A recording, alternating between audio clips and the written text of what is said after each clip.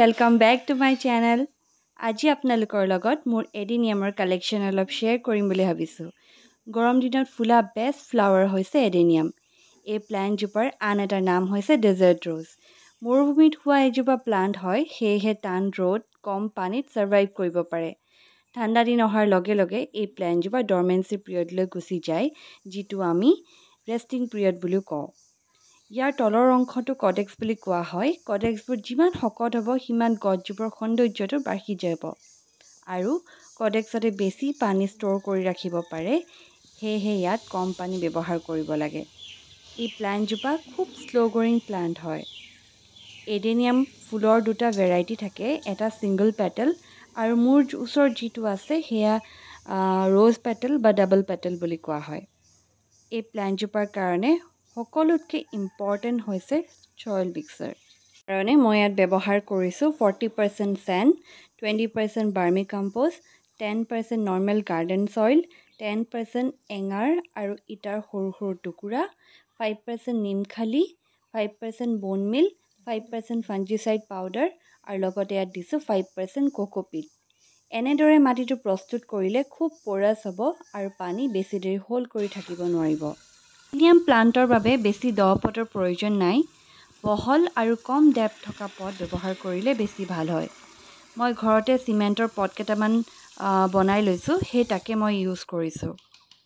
এতিয়া আমি জানি লওঁ ছেকেণ্ড ইম্পৰ্টেণ্ট কথাটো হৈছে পানী ইয়াত কেনেদৰে ব্যৱহাৰ কৰিব। পানী দিয়াটো আপোনাৰ প্লাণ্টজোপাৰ লোকেশ্যনৰ ওপৰতো বহুতখিনি নিৰ্ভৰ কৰিব। যদি গোটেই দিন ৰ'দ পৰি থকা ঠাইত ৰাখে তেন্তে দুদিনৰ মূৰে মূৰে ইয়াত পানী ব্যৱহাৰ কৰিব পাৰে। আৰু অকল দিনটো 2 বা 4 ঘণ্টা ৰ'দহে পৰি থকা ঠাইত ৰাখে তেতিয়াহ'লে মাটিটো চেক কৰিহে ইয়াত পানী ব্যৱহাৰ কৰিব। ঠাণ্ডা দিনত যিহেতু ডৰমেঞ্চি বা ৰেষ্টিং পিৰিয়ডত থাকে, সেই সময়ত ইয়াৰ পাতবোৰ হালধীয়া হৈ সৰি যাবলৈ আৰম্ভ কৰে। সেই সময়ত আপোনালোকে পানী বহুদিনৰ অন্তৰতহে দিব, তেতিয়া দেখিব প্লাণ্টজোপা গেলিও যোৱা নাই আৰু হেল্ডি হৈ থাকিব। আপোনালোকে নিশ্চয় দেখিছে মোৰ গোটেইকেইটা এডেনিয়ামতে কলি ওলাই আছে, কিন্তু এই কলিবোৰ ডাঙৰ হ'বলৈ অলপমান সময়ৰ প্ৰয়োজন। এতিয়া অকল এজোপাৰহে ভালকৈ ফুলবিলাক ফুলি আছে। ইয়াতে এজোপা য়েল্ল' এডেনিয়াম আছে, তাৰে মই আপডেটেড ক্লিপ এটা আপোনালোকৰ কাৰণে লগাই দিছোঁ প্ৰায় 4 দিনৰ পাছৰ। আপোনালোকে ইয়াত চাব পাৰে কিমান ধুনীয়াকৈ ফুলপাহ ফুলিছে আৰু ইয়াতো বাৰু কেইবাটাও কলি আছে। এই কলিকেইটা ডাঙৰ হ'বলৈও অকণমান সময় লাগিব। এই ফুলবোৰ ফুলি শেষ হোৱাৰ পাছত মই গোটেইকেইটা এডেনিয়াম কাটিং কৰি দিম অক্টোবৰ মানত। তেতিয়া ৰেষ্টিং পিৰিয়ডত ভালদৰে ৰেষ্ট লৈ আকৌ ফেব্ৰুৱাৰী মানত যাতে ভালদৰে ডালপাতবোৰ ওলাব পাৰে। যিমানে প্ৰুনিং কৰি থাকিব সিমানে বেছি ডালপাত ওলাব আৰু দেখিবলৈ গছজোপা জোপোহা হৈ পৰিব, দেখিব ধুনীয়া হ'ব। আপোনালোকে যে দেখিছে ডাঙৰ এডেনিয়াম প্লাণ্টকেইটাৰ মাজে মাজে সৰু সৰু পট কেইটামান আছে এডেনিয়ামৰ, সেই এডেনিয়ামকেইটা মই গুটি পচাই পিনি লগাইছোঁ। অনলাইন চেলাৰ এজনৰ পৰা গুটি কিনি মই এইকেইটা পচাই পিনি ইয়াত লগাইছোঁ। এতিয়া কডেক্সবোৰ ভালকৈ গ্ৰ'থে হোৱা নাই, ফুলিবলৈ যথেষ্টখিনি সময় লাগিব। যিহেতু কৈছোঁৱেই এইজোপা শ্ল' গ্ৰ'য়িং প্লাণ্ট হয়। আপোনালোকে যদি বিচাৰে কেনেকৈ গুটি পচাই পিনি এডেনিয়াম প্লাণ্টবোৰ লগাব পাৰি, তেতিয়াহ'লে মই নেক্সট ভিডিঅ' এটা লৈ আহিম ইয়াৰ ওপৰত।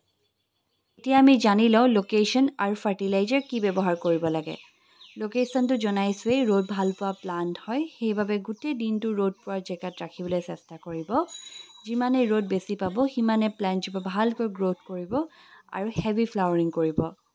ফাৰ্টিলাইজাৰ হিচাপে আপোনালোকে কেমিকেল ফাৰ্টিলাইজাৰ যদি ব্যৱহাৰ কৰিম ভাবিছে তেন্তে পটাছ 1 চামুচ গছজোপাৰ চাইডে চাইডে দি দিব পাৰে, কিন্তু চাব যাতে দিয়া সময়ত মাটিটো শুকান হৈ থাকে আৰু দি উঠি ইয়াত ভালদৰে পানী দি দিব। অৰ্গেনিক হিচাপে বাৰ্মি কম্প'ষ্ট আৰু বোন মিল ভালদৰে মিক্স কৰি এমুঠিকৈ ইয়াৰ পটবিলাকক দি দিব পাৰে। ঠাণ্ডাৰ দিনত ফাৰ্টিলাইজাৰ দিয়াৰ একো প্ৰয়োজন নাথাকে, অক্টোবৰ মাহতে ভালকৈ দি দিব সেইবাবে। তাৰপিছত ফেব্ৰুৱাৰী মাহলৈকে পানীৰ বাহিৰে ইয়াত আৰু একো দিয়াৰ প্ৰয়োজন নাথাকে। যদি আপোনালোকৰ ঘৰত এই প্লাণ্টজোপা নাই তেতিয়াহ'লে এবাৰ আনি গ্ৰ' কৰি চাওক, খুব এজোপা ধুনীয়া প্লাণ্ট হয়। আৰু যিসকলৰ ঘৰত আছে মই ভাবোঁ তেওঁলোকে মোৰ এই ভিডিঅ'টোৰ পৰা অলপ হ'লেও উপকৃত হ'ব। আজিলৈ ইমানেই আছিলে। আশা কৰোঁ মোৰ ভিডিঅ'টো চাই আপোনালোকে ভাল পাইছে, আৰু যদি ভাল পাইছে তেতিয়াহ'লে লাইক, কমেণ্ট আৰু শ্বেয়াৰ কৰি দিব। থেংক ইউ ফৰ ৱাচিং।